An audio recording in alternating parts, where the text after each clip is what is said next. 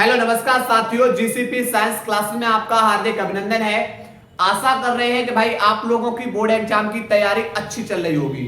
और जैसा कि आप लोगों के सामने एक बहुत बड़ा अनाउंसमेंट करेंगे जिसमें आप लोग लेकर आओगे केमिस्ट्री और फिजिक्स में 70 में से 70 नंबर। लेकिन ये अनाउंसमेंट क्या है, तो इसके लिए आप लोगों को एक छोटा सा काम करना होगा। यह जब परिवार बेटा जैसे ही 3000 का होगा, जैसे ही ये बेटा जो अपना छोटा सा परिवार है 3000 का हो जाएगा, हम अनाउंसमेंट की घोषणा कर देंगे। और आप लोग बेटा उस अनाउंसमेंट के अंदर लेकर आओगे केमिस्ट्री के अंदर 70 में 70, फिजिक्स के अंदर 70 में से 70 नंबर। तो उसके लिए बहुत ही महत्वपूर्ण सीरीज चलेगी।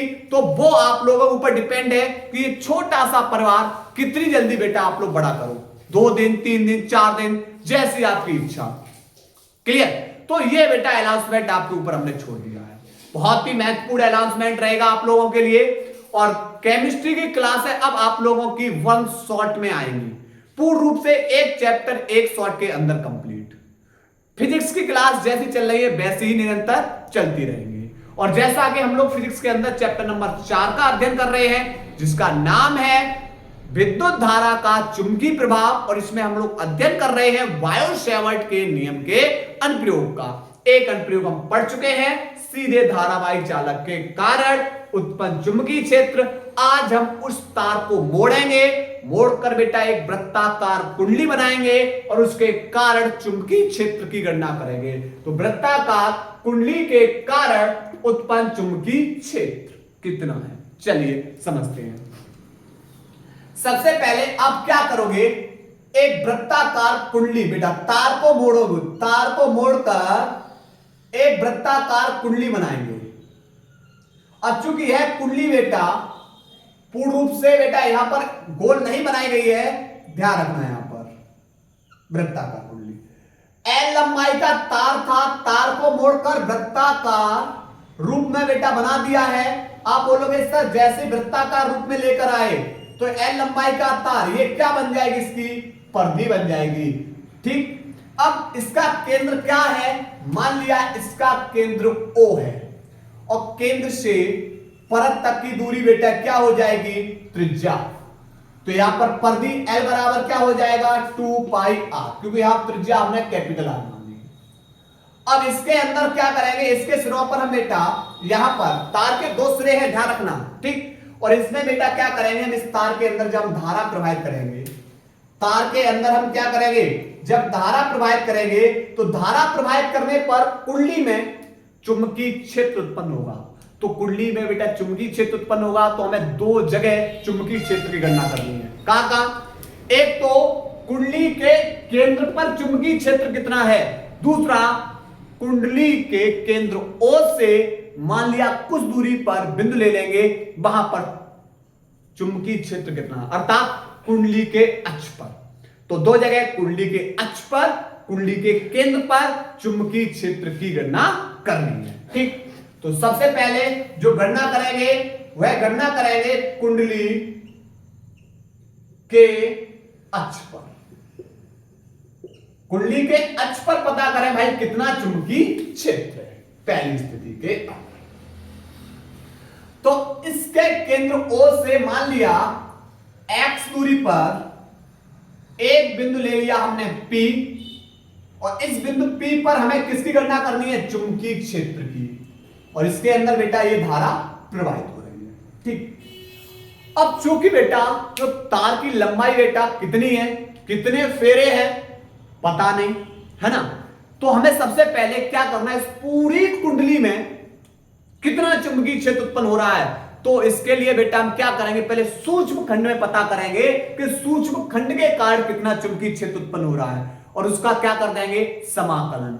तो हमें पूरी कुंडली में पता लग जाएगा कि पूरी कुंडली में उत्पन्न चुंबकीय क्षेत्र उसके अक्ष पर कितना होगा। ठीक, तो इसके लिए हम क्या करेंगे, अल्पांश लेंगे, एक अल्पांश, पूरे तार की लंबाई L है, इसका अल्पांश बेटा क्या हो जाएगा, dl, अल्पांश dl। ठीक, और यहां से बेटा इसके इस अल्पांश भाग के कारण हमें बिंदु P पर चुंबकीय क्षेत्र देखना है, तो इससे फिर मिला लीजिए। ठीक, ये बिंदु P। ये एंगल बेटा थीटा। आप बोले सर थीटा के सामने वाली भुजा कौन सी होती है? लंब। ये 90 है, 90 के सामने वाली भुजा बेटा कौन होती है? कर्ण। तो ये बचेगा कौन? आधार। अब आपको ये कर्ण बताना है कि भाई ये कर्ण कितना है।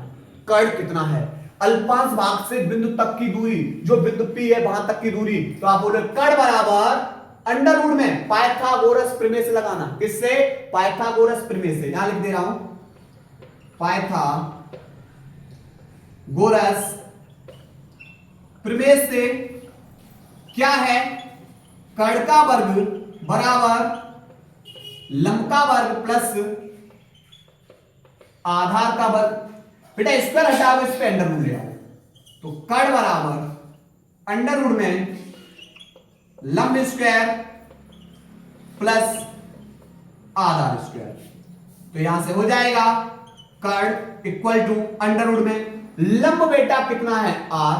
तो r का स्क्वायर प्लस आधार कितना है? आधार हमारा x, तो x का स्क्वायर।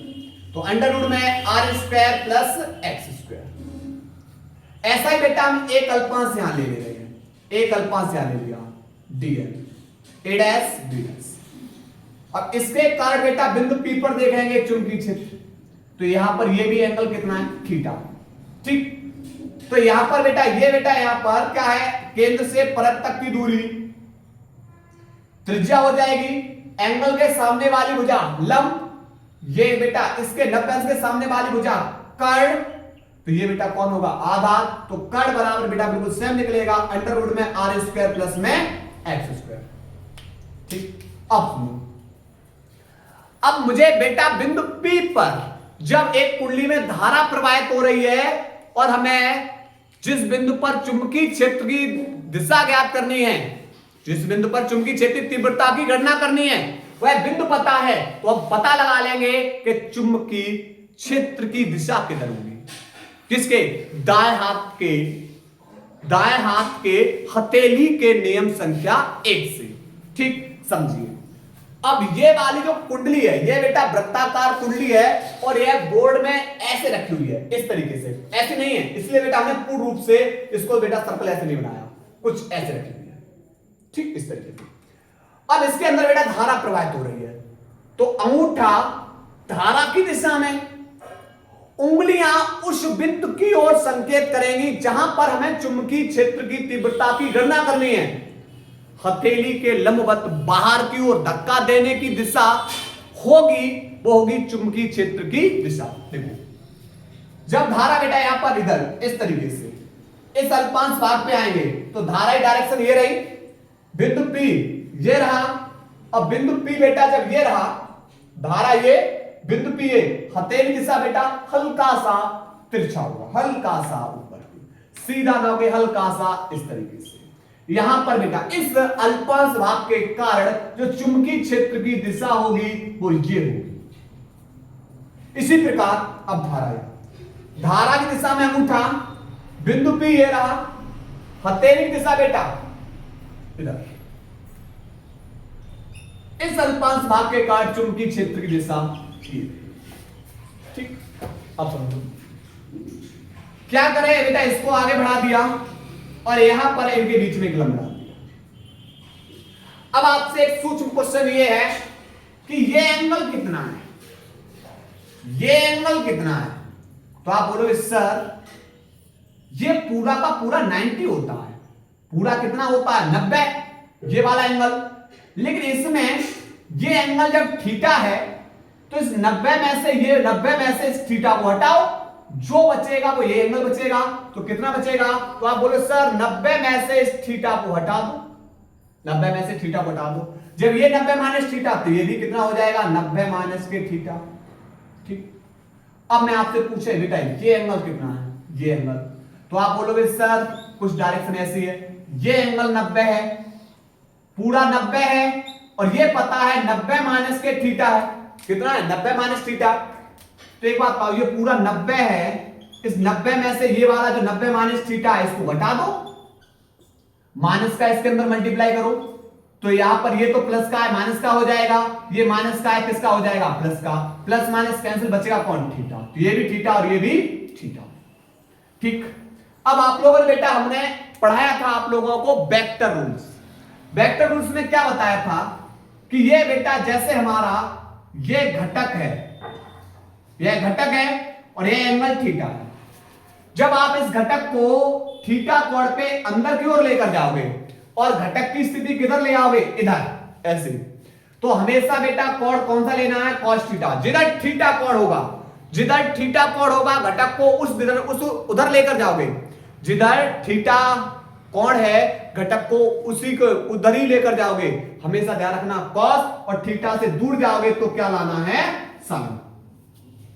तो अभी घटक बेटा इस डायरेक्शन में घटक को घुमा दिया इधर, ये घटक यहां आ गया, इस घटक को घुमाया इस दिशा में कर दिया।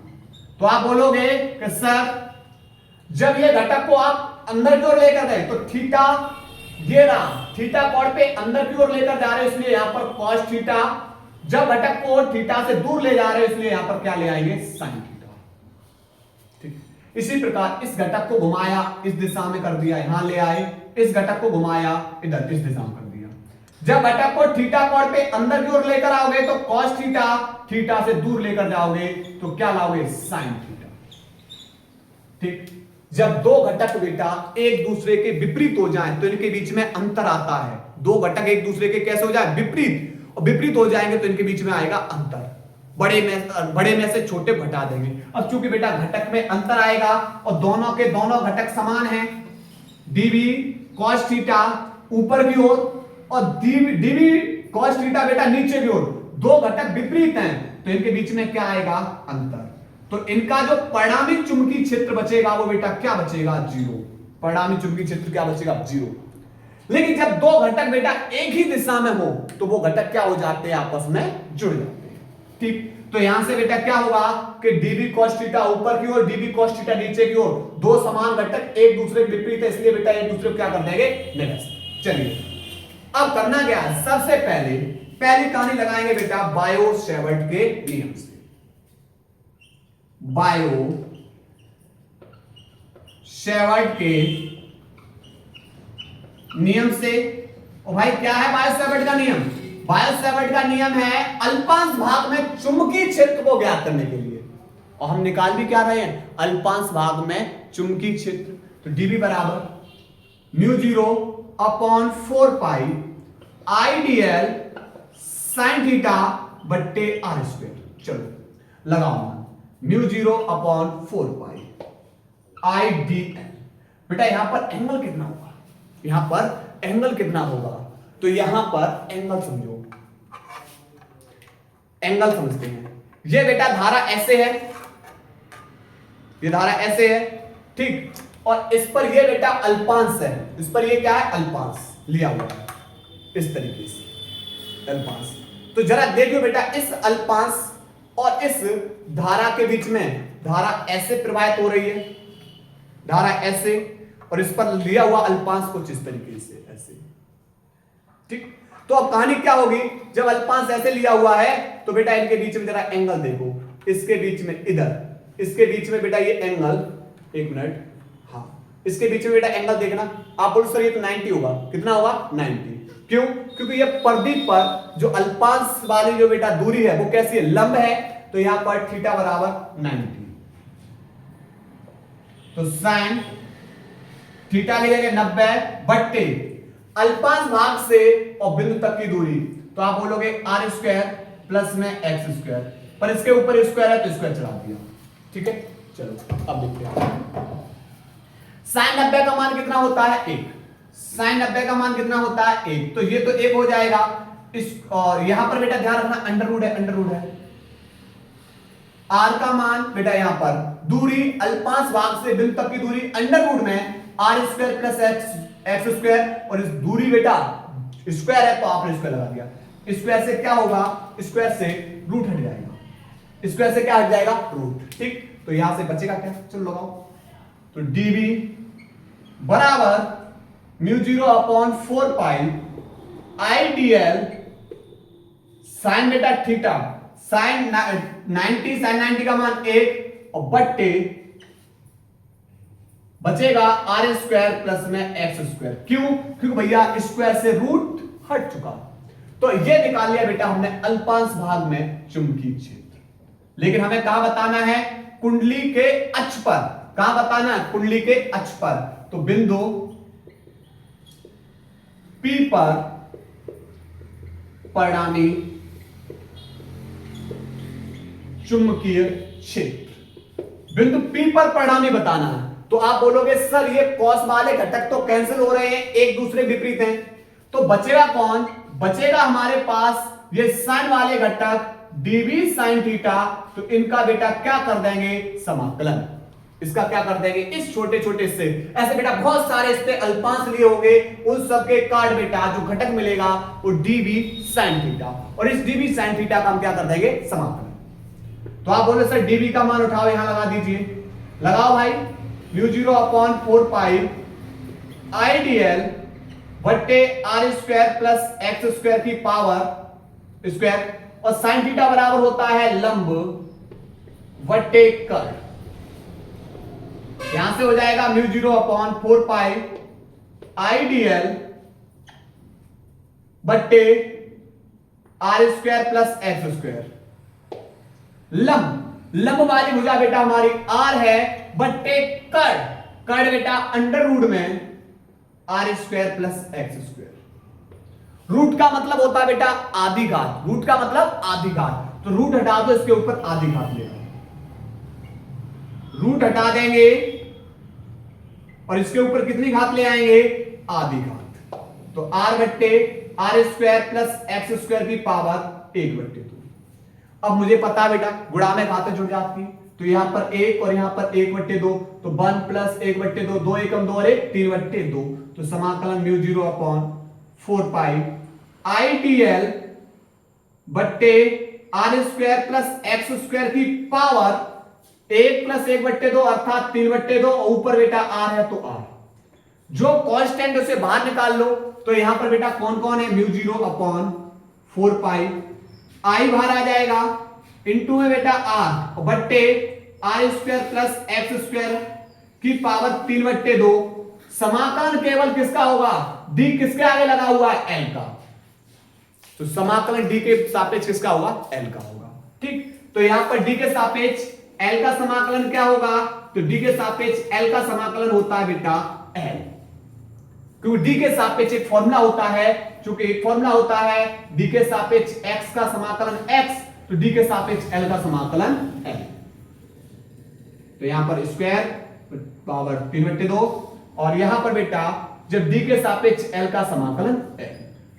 तो यहां तक नोट करिए, उसके बाद बेटा हम इस चीज को रफ करके इधर इसको हल कर रहे हैं। नोट करो बेटा पहले इसको।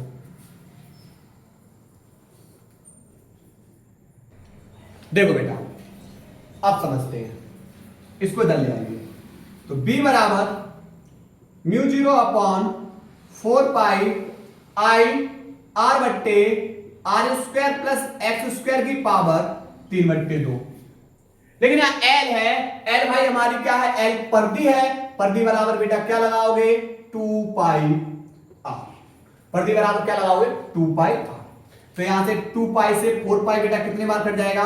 2 बार। तो b बराबर म्यू 0 अपॉन 2 आई आर का गुणा आर में करोगे आर स्क्वायर बट्टे R square plus X square की पावर 3/2। ठीक, ये बेटा हमने कुंडली के अक्ष पे, कहां पर? कुंडली के अक्ष पे हमने निकाल लिया चुंबकीय क्षेत्र। अब क्या होगा? जब कुंडली में फेरों की संख्या n हो, तो आप बोले सर n है तो n से मल्टीप्लाई कर दीजिए। तो b बराबर n इंटू में mu 0 upon 2 I R square बट्टे R square plus X square की पावर 3/2। तो ये बेटा हमने कहां निकाल लिया? कुंडली के अक्ष पर चुंबकीय क्षेत्र। अब हमें कहां बताना है? सेकंड स्टेप में कुंडली के केंद्र पर चुंबकीय क्षेत्र। तो इस बिंदु P को उठाइए और कहां ले आइए? बिंदु P को उठाएंगे, केंद्र पे लाके रख देंगे। तो ये दूरी, जो ये दूरी है वो ये दूरी खत्म हो जाएगी, अर्थात x बराबर बेटा क्या हो जाएगा? 0। ये दूरी बेटा खत्म, x बराबर 0। तो जब x बराबर 0 हो जाएगा तो b बराबर n इंटू में mu 0 upon 2 I R square बट्टे, बेटा ये x बराबर ये जब शून्य हो जाएगा तो बचेगा आर स्क्वायर की पावर 3/2। तो यहां से स्क्वायर से 2 से 2 कैंसिल, तो यहां बचेगा n इंटू में mu naught upon 2 I R square बट्टे आर की पावर कितना बेटा 3, आर की पावर 3 का मतलब R into R square, R into R square. तो यहां से आर स्क्वायर से आर स्क्वायर कैंसिल, तो b बराबर बचेगा n इंटू में mu naught upon 2 I upon बेटा क्या बचेगा r, और इसका मात्रक क्या हो जाएगा टेस्ला। तो बेटा ये था एक महत्वपूर्ण टॉपिक।